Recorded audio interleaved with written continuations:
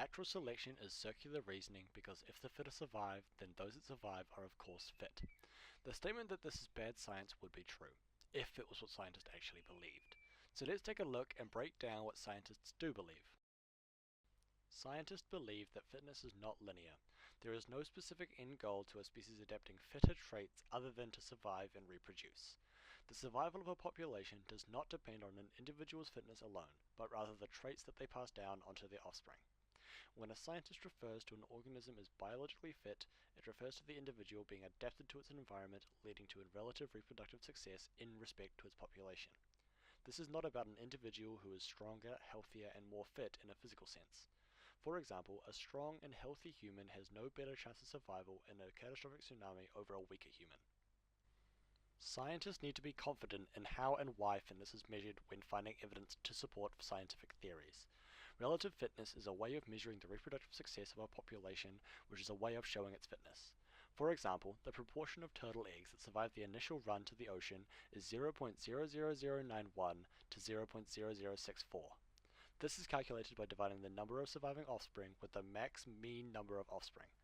With such a low relative fitness, we can understand why the green sea turtle is listed as endangered under the IUCN. Natural selection and evolution have no goals or aims, it simply just happens.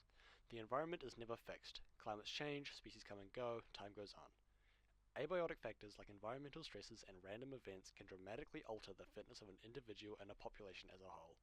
A population may be thriving in the forest one day, the next thing they know there's a catastrophic fire that wipes out half of it, going from high fitness to low in a matter of days. Environmental stresses are only one part of this equation, as biotic interactions can also alter the fitness of individuals and populations, where populations can be outcompeted, predicted upon, and starved by disruptions in the food web. We can go to a lovely beach, where a green sea turtle will carefully nest her eggs and ensure great fitness in her population. Over time, human settlements are laid, pollution has spread throughout, the sea level is rising, and invasive species looking for their next meal lurk nearby. By the next time a green sea turtle comes to lay and nest her eggs, her and her eggs' chances of survival have decreased exponentially, along with their fitness. These interactions and pressures lead to individuals adapting successive traits for higher reproductive rates and overall survival, which will be passed on to future generations, as the other option of doing nothing would lead to the death of their population and, in the worst case, the extinction of the species. To circle back, species are not surviving just because some individuals are physically fit. They survive by constantly adapting and changing to their surrounding environment when met with abiotic and biotic challenges.